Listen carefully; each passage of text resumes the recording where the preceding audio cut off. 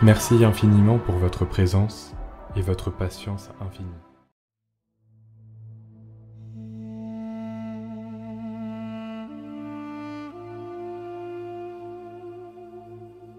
La civilisation originelle et la science universelle.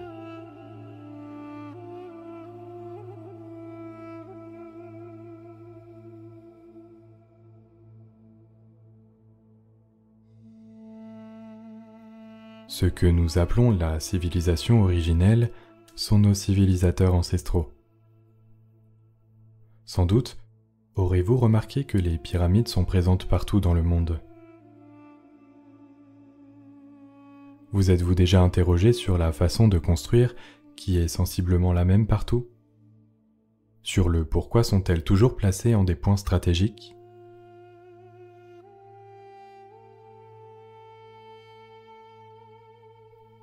Pourquoi leur emplacement est-il lié aux équinoxes et aux solstices?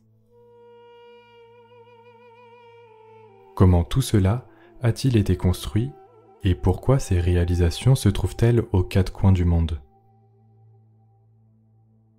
Comment ces dites anciennes civilisations détenaient-elles manifestement une science commune?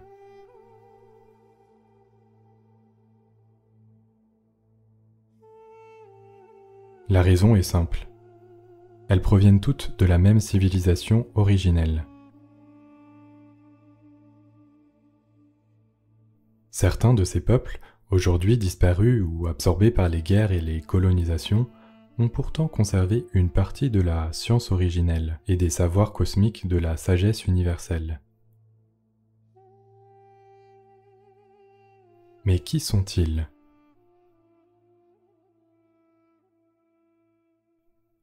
J'ai intentionnellement récupéré les propos d'Ami dans le livre Ami 3, Civilisation intraterrestre, lorsqu'il pénètre à l'intérieur de la Terre. Il rencontre alors Shirok, un être auquel il pose des questions. Pedro et Vinca sont surpris de son apparence, car il ne ressemble pas aux terriens. L'être répond qu'à la base, les terriens ce sont eux. Je vais vous lire quelques passages afin de commencer à communiquer avec eux. Pedro, le petit garçon, les décrit ainsi. Des êtres d'environ 2 mètres, à la peau cuivrée. Ils avaient des crânes plus grands que les nôtres. Leur faciès semblait étirée par l'arrière, comme s'ils avaient fait une chirurgie esthétique. L'être répondit. « Ce monde est mon monde, je suis né ici. Mes ancêtres sont nés ici. Et tous ces frères qui me ressemblent également. Comme vous avez pu le voir, nous sommes tous des terriens, mais il y a quelques-uns de nos frères qui sont de passage et qui viennent du monde lointain. Nous sommes ici dans l'intérieur de la Terre, que nous avons laissé il y a tant de millénaires. Mais pourquoi dit-il cela? Si vous étudiez justement les histoires ancestrales de chacun de ces peuples, que ce soit les Mayas, les Aztèques, les Incas, les Toltecs, les Ojibwe, les Hupis, et bien d'autres encore, beaucoup précisent qu'à l'origine, ils viennent d'un peuple des étoiles. Dans ce passage du livre, il confie aux enfants qu'ils sont encore en lien avec l'étoile qu'ils ont laissée. La confrérie des mondes évolués conformément à la volonté des niveaux hiérarchiques supérieurs, reliés au grand plan divin, sème la vie sur les étoiles depuis des milliards d'années. C'est par le biais de celle-ci qu'ils sont venus créer ce qui sera plus tard la grande civilisation du monde terrestre unifié.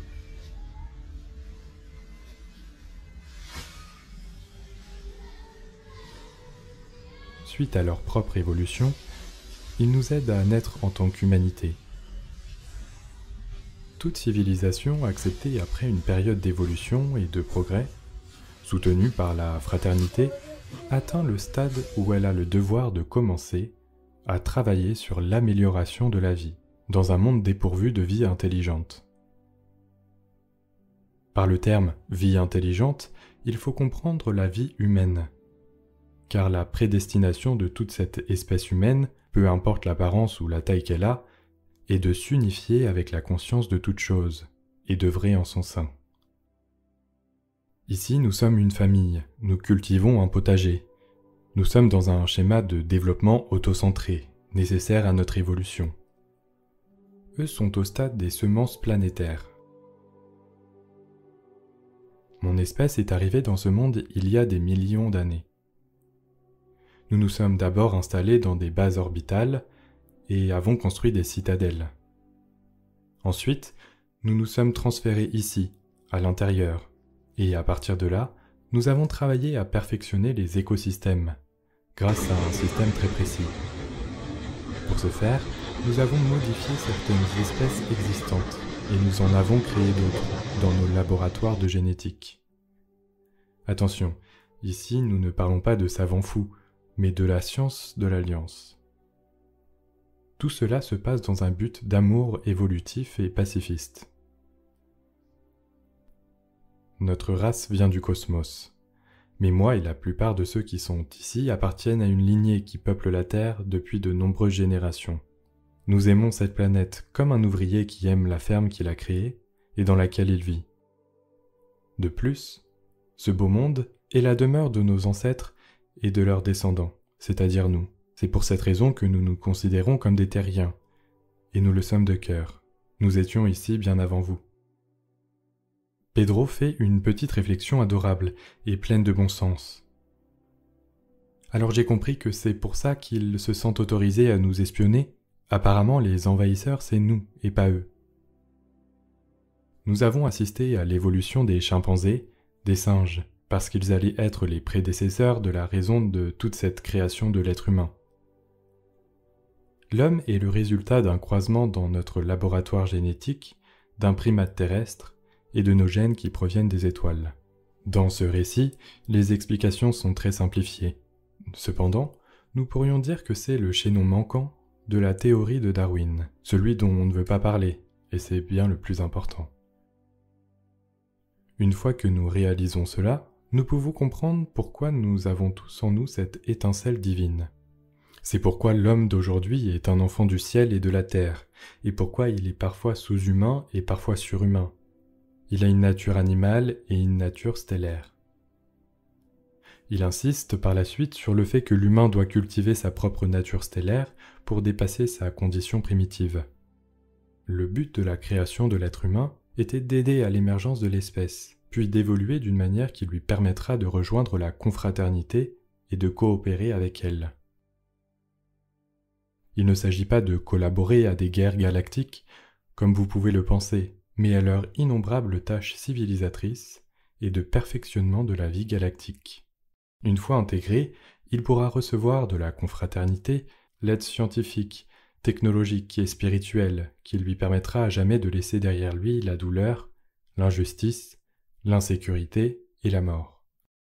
Ce tome, Ami 3, Civilisation intraterrestre, contient de nombreuses autres informations que je ne vais pas citer ici.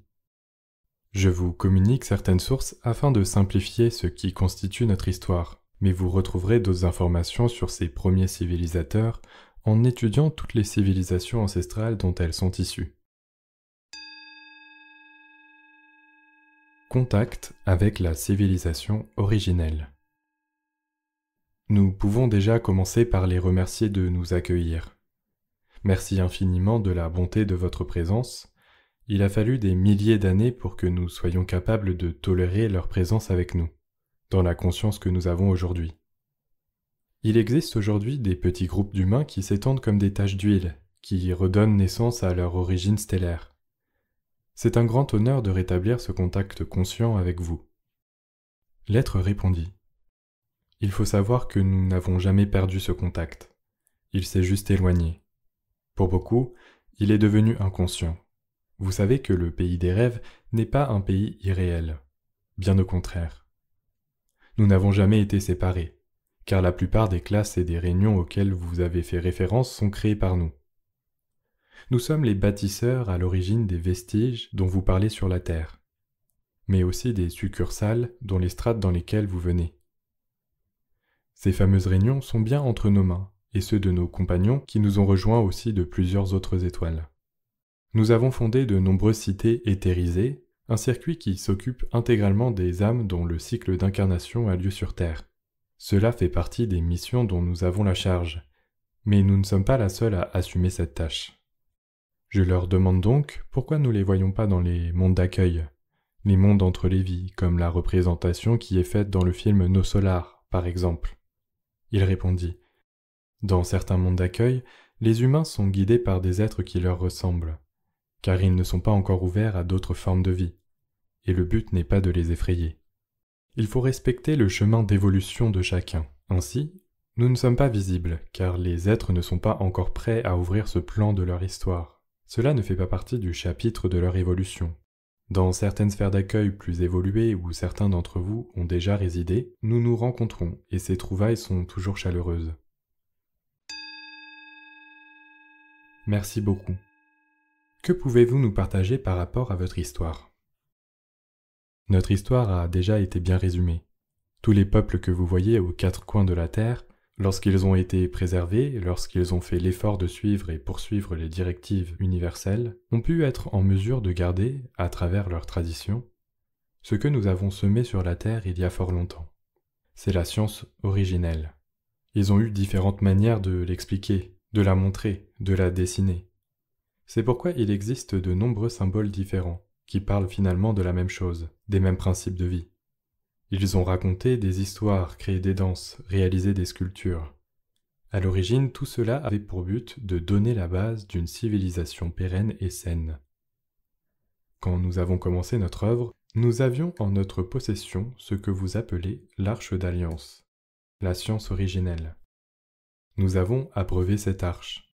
Nous lui avons procuré de l'enrichissement, de la puissance, et de là ont été créés de nombreux groupes qui se sont installés dans des régions plus ou moins reculées, sur tous les espaces de la Terre. En effet, beaucoup de chutes et de cataclysmes ont eu lieu. Certains de ces clans sont devenus des cités, des tribus et d'autres des empires. Certaines ont été décimées, d'autres ont fait leur chemin d'ascension ou ont été assimilées par d'autres groupes plus importants ou plus puissants, par des accords ou des guerres, parfois les deux. L'évolution d'une planète est rarement une trajectoire lisse et rectiligne. Certains clans opposent une suprématie sur les autres, d'autres vont s'écarter ou conserver une approche pacifique et fraternelle. Tout cela est à considérer sur des millénaires et des millénaires. Par exemple, s'il y a des personnalités dominantes dans un clan, elles peuvent agir pour le bien ou le mal. Elles peuvent entraîner son déclin ou la mener à son essor, la faire fructifier, rayonner et jouir d'une grande puissance d'amour. Tous les clans qui se sont détournés vers une puissance guerrière, comme c'est le cas dans les derniers vestiges de la civilisation maya, ont signé la fin de leur civilisation. C'est de cette manière que les derniers clans mayas ont été éradiqués, ou assimilés pour ceux qui restaient, par les Espagnols. L'histoire doit être observée comme une croissance, et celle-ci ne fonctionne pas à la manière d'un escalator ou d'un ascenseur, passant d'un étage à un autre. Ces civilisations progressent pour devenir une seule et même civilisation unie. Elles se scindent, elles se défient, elles traversent de multiples épreuves. Ce processus d'expérience a pour but de faire évoluer l'espèce humaine, non plus latéralement en conquérant de nouveaux territoires, mais verticalement, en explorant un nouveau territoire qui se situe au-delà de la matière, au cœur d'elle-même. Toute cette épopée qui aujourd'hui touche à sa fin doit finalement amener l'homme à rejoindre cet espace intérieur, au sein de la conscience humaine incarnée. Lorsque nous étions encore ici, à la surface de la Terre, nous avions délivré des préceptes de vie. C'est pourquoi vous pouvez les retrouver dans de nombreuses religions et traditions de multiples pays. Cependant, il fallait que les humains puissent les éprouver au plus profond de leur être.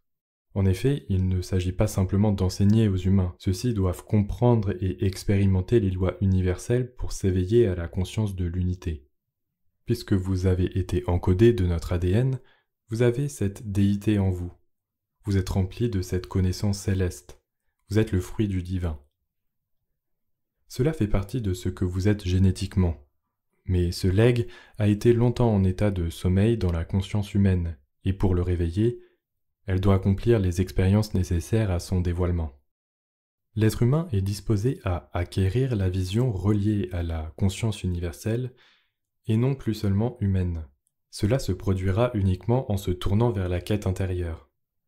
Le fruit d'une telle évolution est toujours de franchir les portes de votre être intérieur pour enfin comprendre que l'unique source de la vie s'est toujours située ici.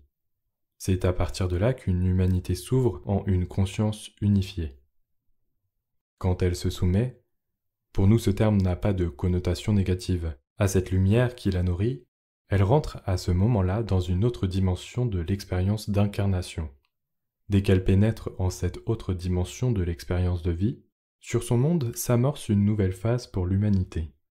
Progressivement, elle se servira des lois universelles qu'elle aura appris à connaître puis à maîtriser. Nous étudierons et surveillerons comment elle se développe et s'harmonise avec ces grandes lois. Par la suite, un très grand examen de conscience détermine si elle est apte à être accueillie au sein de la grande fraternité des mondes évolués. Pour nous, les humains ne peuvent pas être encore considérés comme une civilisation évoluée. Vous êtes une civilisation primitive à tendance évolutive. Cependant, il est vrai qu'aujourd'hui, parmi vous, certains sont en voie d'y parvenir. Ici et là naissent des groupes d'êtres réalisés. Ces êtres sont ceux qui parviennent à valider ces grands examens de conscience et à guider leurs frères et sœurs sur ce même chemin. Cet examen soutient tout le vivant, depuis son commencement via la mise en circulation de la vie, jusqu'à l'atteinte d'une conscience unifiée. Cela représente pour nous une œuvre très vaste, de plusieurs millions d'années. C'est comme lorsque vous semez des graines dans votre jardin et que vous les voyez se transformer en ressources précieuses, en fruits magnifiques. C'est aujourd'hui le temps de l'éclosion. Nous voyons des humains se réaliser, des humains se civiliser à partir de leur conscience supérieure. À partir de là, un autre chapitre peut s'ouvrir. Nous sommes actuellement en train de concevoir les plans de ce que sera la Terre en tant que civilisation évoluée, bien que cette humanité choisisse par elle-même la direction de son développement collectif. Comment sommes-nous composés ? Chaque courant de vie sur Terre et partout dans l'univers est une rivière blanche. J'utilise ces termes car les images qu'ils me montrent me font penser à une lumière liquide et vaporeuse. Cette rivière diamant est ce que vous êtes. C'est la déité en vous, une énergie inaliénable, paisible. Elle n'est pas là pour penser. Ce n'est pas quelque chose d'actif, mais quelque chose qui vibre activement. Une propulsion se produit à partir de ce noyau de pure lumière blanche. Le mouvement de dilatation, d'expansion est propulsé de cette rivière qui forme une sphère dorée, enveloppante et lumineuse. Celle-ci représente votre sphère individuelle. C'est la protection universelle de chaque être vivant. Plus l'humain plonge profondément en cette lumière blanche et pure qui l'anime, plus la sphère dorée autour de lui se dilate. Vous pouvez retrouver ces sphères dorées peintes autour de la tête des figures présentes sur certains de vos tableaux anciens. Dans d'autres temps beaucoup plus lointains, certaines civilisations avaient atteint un tel degré d'évolution que cette sphère dorée était visible. Aujourd'hui, cette lumière invisible ne peut pas être encore entièrement dévoilée, mais cela viendra. Cela fait partie du déploiement actuel du grand rayonnement central du noyau interne. Merci de poser cette question, car nous sommes nous-mêmes responsables de la surveillance du noyau. C'est un des grands aspects de notre travail ici. Voilà pourquoi nous sommes vraiment très sensibles à toute l'évolution humaine de la surface, mais aussi celle de l'intérieur. Nous avons en main le noyau de notre joyau. Le noyau magnétique de la Terre se remplit. Il est un peu comme un énorme chargeur, un grand réservoir d'énergie magnétique, nourri par le soleil de vos jours qui lui-même est nourri par plusieurs autres soleils jusqu'au grand soleil central. Actuellement, nous surveillons de très près toutes les manifestations qui ont lieu depuis ce noyau interne. Contrairement à ce que disent vos scientifiques, tout ce qui se passe aujourd'hui au niveau de votre atmosphère et de la magnétosphère ne provient pas uniquement des éruptions solaires, mais aussi du joyau de votre Terre, qui est en train de croître. Le magnétisme s'amplifie. Imaginez simplement votre pouvoir magnétique actuel. Vous rendez-vous compte de votre propre magnétisme naturel ? L'humain est magnétique par nature. Vous avez ce pouvoir de transmuter, de transcender, de transmettre l'énergie cosmique qui est l'énergie d'amour pur, l'énergie de Dieu, l'énergie de votre déité. Ce grand noyau magnétique est en train de se déployer. toute cette force va s'amplifier. Ce ne sont pas les caractéristiques physiques qui vont évoluer dans un premier temps, mais éthériques.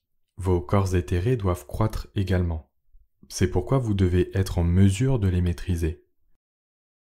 Si vous voulez accueillir davantage de ce magnétisme et être en capacité d'œuvrer avec la lumière cosmique intelligente, il sera très important de comprendre que tout ce qui est de l'ordre des émotions involutives freine cette évolution. Il en est de même pour la pensée. La pensée est électrique et l'émotion est magnétique. Le cœur est le centre électromagnétique de ce système. Pour faire très simple, il existe un courant unique et un contre-courant. Si en tant qu'humain vous ne prenez pas conscience et ne faites pas attention à votre propre circuit intérieur, il sera de plus en plus difficile de vous adapter au courant qui s'intensifie. Si l'humain n'est pas en mesure d'atteindre une maîtrise intérieure quotidienne, il sera confronté à une amplification des pensées et des sentiments. Il pourra rencontrer des difficultés à s'harmoniser avec cette nouvelle intensité vibratoire et risque de rentrer en dissonance avec elle. Cela pourrait donner lieu à des comportements extrêmes, déconnectés ou imprévisibles. Ce n'est pas un travail de contrôle mental qui est demandé ici, mais plutôt une vigilance constante, un recentrage intérieur pour retrouver la cohérence pensée, émotion sous l'autorité du cœur. L'humain qui est dans cette œuvre intérieure et cette vigilance sera à même de s'élever au-delà, afin de libérer en lui des capacités subtiles qui lui sembleront de plus en plus habituelles et naturelles. Ce phénomène s'amplifiant, il aura l'impression d'être toujours plus proche de son propre noyau d'existence, la fluidité s'installant de plus en plus, comme s'il sentait vraiment un moteur divin siéger à l'intérieur de lui. Les humains qui, grâce au soleil central, vont se remplir de cette manne céleste, et ils constateront que cela impacte grandement leur présence ici sur Terre. Ils seront eux-mêmes des centrales, des soleils rayonnants. Ils décupleront cette sphère dorée émanant de la source pure qui les anime. L'humain devient un pont entre le ciel et la terre. Il rejoint en conscience la grande œuvre des civilisations primordiales. Nous avons été de ceux qui ont bâti les premières civilisations terrestres et les écoles destinées à apprendre le processus de l'expansion de la conscience. Certaines ont été reprises et ont perduré dans le temps. D'autres civilisations se sont donné les moyens de recréer ces écoles, afin de redonner toute l'importance à ces initiations et de les diffuser au sein même de leur population. D'autres civilisations, comme celle dont vous faites partie, ont totalement rejeté les savoirs universels, occultés ou même détournés volontairement. Sachez cependant que ce savoir n'est jamais loin, il existe de multiples manières d'apprendre. Peut-être n'avez-vous pas eu les écoles, mais nous vous avons envoyé les enseignants. En cette longue histoire planétaire, nous nous sommes toujours incarnés en des lieux et des époques précises à la surface de la Terre. Puisque nous appartenons à cette grande confraternité, nous avons toujours été présents pour réaliser des incarnations spécifiques, afin d'encadrer, d'expliquer, de délivrer à nouveau les règles universelles et redonner une axe d'évolution, un souffle. Même si bien évidemment, une civilisation en devenir doit se confronter à ses propres épreuves et faire ses propres expériences. Avez-vous une clé à nous donner pour évoluer en ce sens ? Rien n'est plus important à comprendre que le mouvement de la vie. Il s'agit de se préserver des bruits extérieurs en apportant une vigilance continuelle sur tout ce qui se passe à l'intérieur de vous. Évitez de vous focaliser sur ce qui se passe à l'extérieur, même si c'est très tentant. C'est comme si vous passiez votre temps à regarder le reflet du ciel dans le lac, au lieu de regarder le ciel. Vous aurez toujours un reflet déformé de la réalité. Y a-t-il déjà des ponts incarnés ici sur Terre ? Oui, c'est le chemin que vous prenez tous. Vous, les Occidentaux, dans votre culture, vous avez du mal à reconnaître la sagesse de quelqu'un si la personne n'est pas mise en avant par sa réussite ou ses possessions. C'est pourquoi les générations d'aujourd'hui ne voient pas les sages. Vous préférez les rechercher dans les temps reculés parce que vous ne voulez pas les reconnaître de leur vivant.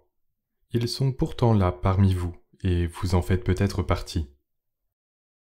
Selon moi, personne ne peut prétendre être un sage. Seuls les actes font que nous sommes ce que nous sommes, peu importe ce que nous prétendons être. Allons-nous vous rencontrer bientôt, ou d'autres êtres de lumière? Bien sûr, nous attendons cette rencontre depuis très longtemps. Cela nous tient tellement à cœur si vous saviez.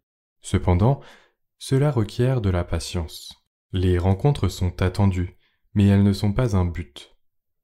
Pour l'instant, il ne s'agit pas de savoir quand cela aura lieu, mais surtout d'amplifier votre appartenance, votre lien en vous-même avec votre propre lumière, plutôt que d'attendre que nous, civilisateurs, venons vous rejoindre. Il y a beaucoup d'aménagements en cours. Beaucoup d'extractions, des choses sont retirées. De nombreux mouvements de vie permettent une pacification de la Terre actuelle. Nous veillons à ce que le moins d'humains possible souffre. Ce n'est pas toujours évident puisque la causalité et les chemins sont individuels, et même si nous pouvons influencer les individus, nous ne pouvons pas aller contre leur gré. Pouvez-vous nous donner une prière pour nous souvenir de notre cœur? Nous avons enseigné beaucoup de prières. En voici une.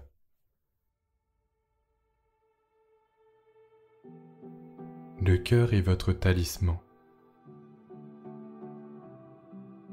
Le talisman reflète la lumière.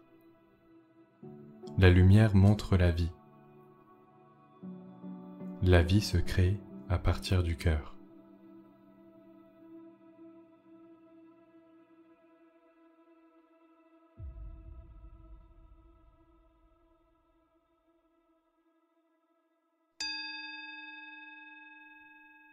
D'où venez-vous à l'origine? Nous ne venons pas d'un système proche du vôtre, mais plus lointain. C'est impossible pour vous de vous le représenter, car vous ne disposez pas des cartes élaborées par l'Alliance. Ces cartes sont présentes d'une manière holographique sur plusieurs niveaux. Chaque strate regroupe des millions de planètes et sont toutes agencées par degrés d'élévation. Elles forment entre elles des amas, des groupes. Certains de vos registres les représentent de cette manière. Contrairement à vous, ces cartes n'indiquent pas l'Est à droite, l'Ouest à gauche. Elles sont interactives et prennent en compte le niveau d'évolution de chaque planète intérieure et extérieure. Leur position est également mentionnée, mais l'espace n'est pas un lieu comme vous le représentez. Ce n'est pas donc une question de position, c'est plutôt une question de valeur mathématique. Cela peut vous paraître étrange, ces cartes n'indiquent pas les distances entre deux points, mais une position qui correspond à la valeur en fonction de la croissance d'énergie de la lumière et d'un ensemble de paramètres que vous n'êtes pas pour le moment en mesure de comprendre. Il est impossible pour vous actuellement, sachant ce que les connaissances terrestres affirment et votre manière de représenter les choses, de vous montrer nos systèmes. Comment la conscience va-t-elle évoluer en nous? Qu'est-ce qui va changer par rapport aux pensées et aux émotions? Vous êtes dans un niveau d'expérimentation où les sentiments et les pensées prédominent. C'est parce que cette strate-là sont dominantes en vous, que vous êtes grandement influençable par l'extérieur. Vous êtes dans la pensée analytique des choses. L'être qui évolue développe la pensée analogique. Il n'est plus dominé par une émotion ou par une pensée, mais par l'idée et l'inspiration. Ces inspirations ne font pas partie des strates denses de la pensée et de l'émotion. Elles appartiennent à un ordre plus élevé. Ces forces vous paraissent plus subtiles, plus légères, voire même parfois insignifiantes, mais en réalité, elles sont beaucoup plus puissantes. Quand nous migrons vers l'entreprise et l'utilisation de ces forces-là, que nous les cultivons, les émotions et les pensées deviennent secondaires. Elles se transforment en outils informatifs. Elles n'ont plus le pouvoir de nous dominer. À travers ce nouveau fonctionnement, l'humain se caractérisera davantage comme un miroir à travers lequel cette lumière blanche, qui l'anime, peut se refléter. Il ne sera plus dominé par son instinct de jalousie, de perversion, ou encore par la volonté de tout comprendre à partir de sa sphère mentale. Il sera délesté de ce poids et de ses souffrances. Il ne pourra plus ruminer, s'attacher à son passé ou se créer des peurs et des craintes pour un avenir subjectif. Il sera complètement libre de tout cela. Et grâce à ces forces très puissantes qui sont l'inspiration et l'idée, il sera comme un puits d'amour sans fond, au service, un service glorieux, lumineux. Il s'agit de s'unir à la force intelligente dans toute la bonté de son existence et dans toute la puissance de son savoir. De cette façon, il expérimente soudainement une facette de la vie à un niveau supérieur, où il constate que toutes les souffrances étaient importantes pour les guider quand ils ne s'écoutaient pas, mais qu'aujourd'hui, ils sont devenus totalement obsolètes et inutiles. En effet, dans le niveau où il vit, il est pourvu et servi par cette force qui l'alimente, l'inspire, le protège et le guide. Il s'est délesté d'un besoin d'avoir une dissonance dans les pensées ou dans les sentiments. Il ne peut plus nourrir ces forces-là. Ne pouvant être maintenu dedans petit à petit, il en est complètement libéré. Cela n'empêche pas cependant d'avoir des émotions. Vous pouvez encore avoir une forme d'énergie qui peut s'apparenter à une émotion. Quand par exemple vous ressentez une immense gratitude, un très grand bonheur ou une très grande joie. C'est une force qui vous anime, mais vous ne devenez pas émotionnel. Lorsque nous ressentons de la gratitude, nous pouvons immédiatement la rattacher à des aspects moins lumineux, tels que de la nostalgie ou encore de la culpabilité. Eux ne vivent pas les choses de cette manière. Dans leur manière de vibrer, tout est clair. Cela ne les empêche pas d'expérimenter. Dans ces strates, ils ne sont pas là pour se laisser vivre, mais ils ne sont plus sujets à toutes les dissonances intérieures et les préoccupations que nous pouvons cultiver quotidiennement. Tout cela est inexistant. À la place, c'est une coopération et une vigilance attentive, belle et douce, d'harmonisation permanente et constante à ce flux de vie qui s'exprime éternellement et se manifeste à travers eux. On entend que la Nouvelle Terre serait en Amérique latine. Certains disent aux États-Unis et d'autres en France. Qu'en est-il ? Les différentes civilisations d'aujourd'hui font partie d'un même puzzle. Les messagers sont tous reliés à une forme d'énergie, et c'est cette énergie-là qu'ils doivent transmettre. C'est pour cette raison qu'ils ne parlent pas tous des mêmes lieux ni des mêmes missions. Mais la Nouvelle Terre n'est pas un espace qui va émerger en un endroit. Chaque peuple a une mission, une direction, dirons-nous, pour mettre à jour un type d'énergie particulier, une onde spécifique qui devront toutes converger dans un même sens pour se rejoindre. Nous pouvons dire que vous êtes déjà des êtres de la Nouvelle Terre en devenir. Vous êtes déjà en train de faire émerger ce modèle-là, là où vous vous trouvez. Cela se manifeste absolument partout. La Nouvelle Terre ne sera jamais un lieu. Elle restera telle qu'elle est aujourd'hui. Il ne parle pas des constructions humaines. Mais votre regard sur elle changera grandement, et un nouvel aspect de son reflet vous sera dévoilé. N'attachez pas d'importance au lieu. La question n'est pas de savoir où, mais plutôt comment. Il s'agit en ce sens d'implanter une nouvelle énergie et celle-ci est établie par les individus eux-mêmes. Nous ne sommes pas encore prêts, mais certains le sont-ils ? Certains d'entre vous le sont. Il ne s'agit pas seulement d'être prêts, mais d'être des vecteurs pour vos frères et sœurs. On ne peut pas simplement imaginer que vous puissiez être prêts et vous dire de nous rejoindre, car lorsque vous venez ici, vous ne venez pas uniquement servir votre personne. Même si vous êtes prêts, vous avez aussi un rôle auprès de vos frères et sœurs. Il n'est pas question de penser uniquement à vous. Ceux qui sont prêts sont choyés. Souvent, nous leur apportons toutes les conditions nécessaires pour qu'ils soient épanouis, même si nous avons bien conscience que ce n'est pas toujours simple. Il règne beaucoup d'animosité à la surface. Certains milieux sont particulièrement nocifs et dangereux. Mais nous vous surveillons de très près, parce que vous avez une mission d'influence et elle est primordiale. Ceux qui sont prêts sont reliés à l'algorithme divin naturellement. Ils n'ont pas une vie parfaite et ce n'est pas ce qu'ils recherchent. Ils œuvrent depuis l'intérieur. De tout temps, nous sommes les principaux influenceurs. Regardez l'ironie. Aujourd'hui, ces métiers d'influence existent aussi dans votre monde. Mais nous sommes les premiers influenceurs du monde. Nous influençons des êtres destinés à influencer d'autres êtres. C'est là toute l'art de faire converger une humanité vers l'expansion de sa conscience. Il ne s'agit pas de faire croître un être et puis de l'emmener autre part dès qu'il est prêt. Parfois nous devons le laisser exercer son travail d'influence. Même si celui-ci n'est pas toujours mis en lumière ou au devant de la scène, son influence reste très importante. Aujourd'hui, il existe une multitude d'êtres d'influence dont vous ne connaissez pas l'existence et pourtant, ils ont un impact considérable. Certains êtres vont réaliser une petite chose qui va néanmoins bouleverser des nombreuses aspérités de votre monde. Ne sous-estimez donc jamais l'influence que vous générez, car en cela réside le salut de la Terre. C'est important de prendre conscience du pouvoir de l'influence positive par votre conscience, votre clarté d'esprit et tout l'amour que vous rayonnez. C'est cette influence qui fait croître une humanité. Voilà pourquoi il ne faut pas sous-estimer votre présence sur Terre, ni chercher à ce qu'elle se termine pour aller dans un ailleurs, car nous nous investissons nous aussi quotidiennement dans cette influence avec vous.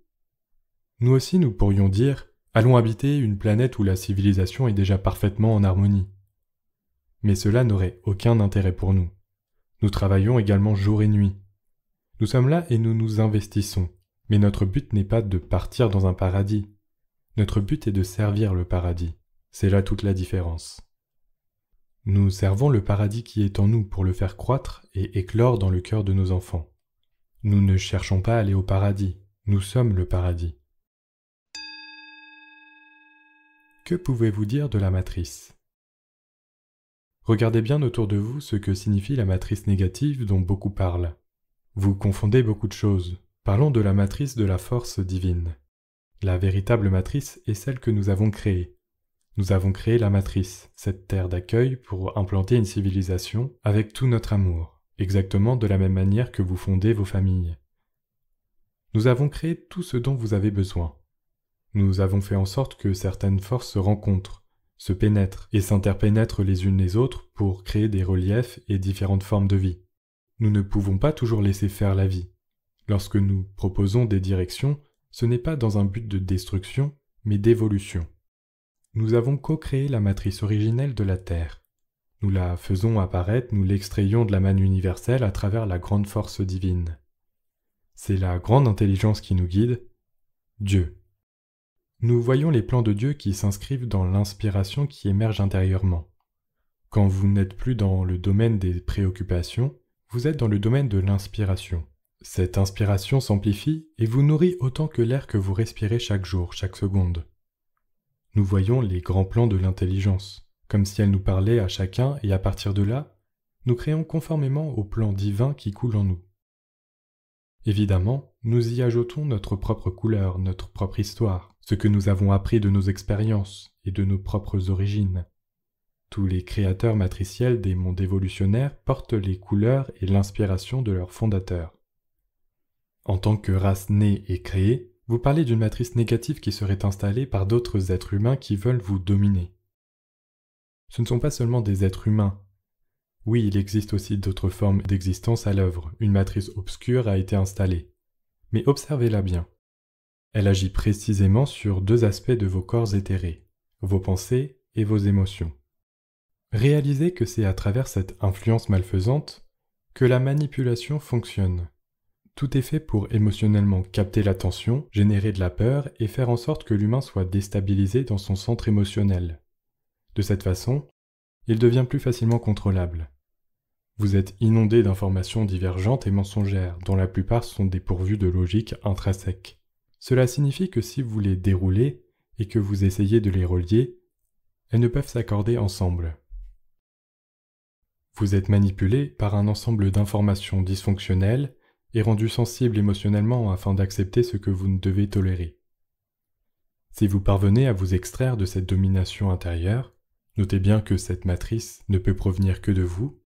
Si vous vous extirpez de la colonisation de votre propre corps mental et de l'alourdissement de votre propre centre émotionnel, si, en tant qu'humain, vous transcendez votre propre état, vous ne pouvez plus être manipulé par cette matrice malfaisante. Vous vous élevez au-delà. Toutes ces manipulations deviennent visibles à vos yeux. De plus en plus d'êtres s'éveillent à cette vérité et réalisent aujourd'hui l'importance de cette influence dirigée à travers la musique, les films ou encore ce qui est appelé parfois de l'art. Ce n'est pas vraiment de l'art, ce sont des méthodes de manipulation psychologique. Comprenez que l'humain est dans sa propre prison, sa propre manipulation intérieure, car inconsciemment, il joue le rôle de ces influences.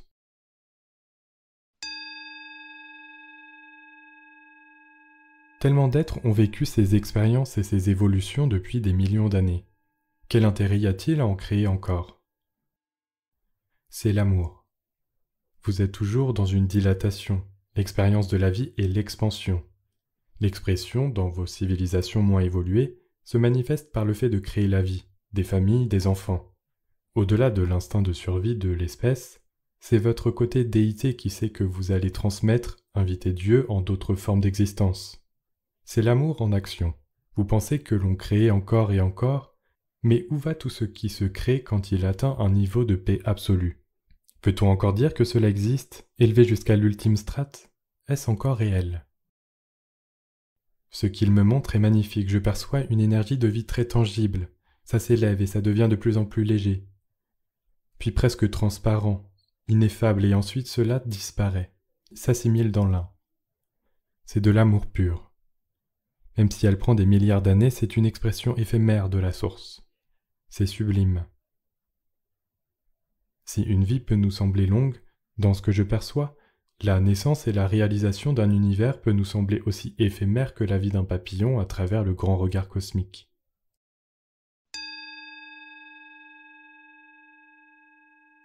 Pouvez-vous nous parler de Beltégeuse? C'est une étoile importante de votre système, destinée à envoyer de grands courants d'énergie cosmique afin d'alimenter votre Soleil. Cela entraîne des répercussions sur le noyau central. C'est l'un des piliers centraux de l'énergie stellaire. Moi-même, je n'ai pas le vocabulaire pour décrire précisément ce qu'il me montre. C'est comme une des centrales électriques les plus importantes dont la Terre a besoin pour son évolution. Pouvez-vous nous parler de l'argent? L'argent est du domaine des préoccupations. Pour vous, cette question restera centrale tant que vous serez dans le monde des préoccupations, ce monde de la pensée analytique, de la domination. Tout cela ne peut exister chez des êtres civilisés, au sein des mondes évolués. Aucune civilisation assimilée à la confraternité ne possède un système basé sur l'argent. Même entre les civilisations intégrées à la grande confraternité, l'échange par l'argent est inexistant. L'argent sert aux planètes en voie d'être civilisées. C'est un moyen d'échange, de réaliser des transactions. Quand l'humain se focalise sur la matière, il invente un moyen matériel pour effectuer ces échanges. Dans nos mondes, nous n'avons pas besoin de cela pour réaliser des transmissions. Tous nos échanges sont des enrichissements. Des échanges de savoir, de technologie, s'opèrent d'une sphère à une autre. Des sphères sont par exemple plus élaborées dans certains procédés technologiques ou dans l'herboristerie. Nous procédons à des échanges qui nous enrichissent mutuellement. Spéculer ne fait pas partie de notre mode de fonctionnement. Cela est éradiqué chez tous les peuples civilisés. Tout échange amène de la richesse et cette richesse doit être mutuelle. C'est la base de toute la loi universelle. Si une civilisation devait avoir des besoins spécifiques, l'Alliance y répondrait et cela ne créerait aucune dette. Le fonctionnement est circulaire. Tout est là pour se maintenir et maintenir un équilibre. Comme toutes les civilisations de cette grande union veulent préserver cette harmonie, nous venons en aide les unes aux autres. Cette question d'argent ne se pose donc jamais dans nos sphères. C'est un système organique. Merci infiniment de votre présence. Merci pour tout ce que vous nous avez partagé. Pour terminer, avez-vous autre chose à nous transmettre, par exemple pour la suite? Ne vous laissez pas affecter. Ne soyez pas dépendant de ce qui se manifeste à l'intérieur de vous. Essayez plutôt de comprendre les forces qui dirigent et produisent ces manifestations. Vous ressentirez votre lumière se dilater, votre flamme grandir, quand vous savez que quelque chose est profondément vrai. Cela ne vous apporte pas d'opacité, ni d'obstruction, de noirceur, mais plutôt une chaleur intérieure. Une énergie grandit à l'intérieur de vous, ce courant de vie, cette lumière, cette rivière blanche. Comprenez que rien n'est plus dangereux que de se focaliser sur l'extérieur. Dans votre monde aujourd'hui, il y a certes énormément de manifestations extérieures, mais rien n'est plus toxique que de se focaliser sur ce que vous percevez depuis cet extérieur. Vous devez prendre la mesure de votre existence en cherchant toujours la résonance à l'intérieur. Vous sentirez si les indications sont dissonantes. Peu importe les informations qui viennent à vous, vous devez être en capacité de ressentir profondément si elles sont justes ou non. Comment savoir? Je reçois cette question souvent. C'est la même chose que de sentir le soleil. Vous sentez la lumière du soleil sur vous, vous en éprouvez les bienfaits. De la même manière, vous sentez qu'une chose vous nourrit intérieurement, une nourriture issue d'une très haute vibration. Au contraire, les informations dissonantes ne donnent pas cette sensation. Elles vous laissent un vide, un trou, comme si on avait déchiré quelque chose en vous, ou inséminé une disharmonie dans votre corps mental, et cela va générer en vous une multitude de pensées contradictoires. Il s'agit de prendre la température en vous au moment où vous voyez les choses, où vous les écoutez, où vous les percevez. En lisant certains ouvrages, même si vous ne comprenez peut-être pas tout, vous pouvez sentir à l'intérieur de vous qu'il se passe quelque chose, qu'une énergie élevée vous traverse. Vous sentez que toute votre vibration change. D'autres lectures ou vidéos font davantage travailler votre esprit. À ce moment-là, vous serez donc plus imprégné dans votre sphère mentale. Vous pouvez développer un sentiment pesant et vous allez peut-être vous sentir concerné parce que vous avez de l'empathie. Le résultat est la lourdeur. En devenant trop émotionnel, vous n'êtes plus disponible pour l'inspiration, pour être élevé dans votre couronne frontale, dans cette fontaine qui permet de recevoir l'inspiration. C'est très important de vous maintenir en disponibilité intérieure. C'est de là que le noyau de votre être vous donne les informations. C'est dans cette clarté, cet apaisement, cette quiétude, que vous pouvez atteindre ces subtilités et les ressentir profondément. Si vous n'êtes pas dans la culture de cette harmonie intérieure, si vous cultivez des dissonances, vous ne pouvez être que dupé par d'autres dissonances, car à travers ces perturbations, vous ne reconnaissez pas les autres disharmonies. L'être qui est déjà dans ses propres tumultes, les bruits de son intérieur, est davantage préalable au bruit du monde extérieur. De la même manière, les personnes qui vivent près des usines dégageant des fortes odeurs pestilentielles finissent par ne plus les sentir. Comment pourraient-elles sentir l'air vicié si elles ne reconnaissent plus la pureté de l'air? C'est pourquoi tout le travail de justesse se situe à l'intérieur de vous. Il est essentiel de comprendre dans cette étape de son existence, l'évolution de l'être passe par la conquête de son intériorité, et c'est depuis cet espace qu'il doit regarder le monde.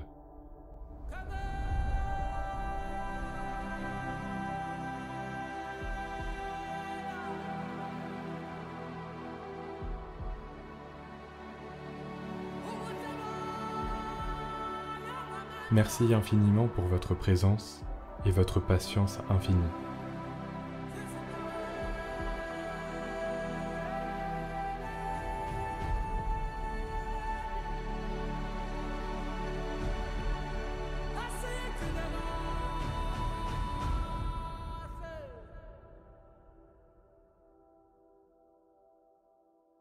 Issu d'une conférence donnée à travers le site lulumineuse.com 2023, Lulumineuse, retranscription réalisée par Sylvie Retailleau, avec des modifications apportées par Lucille.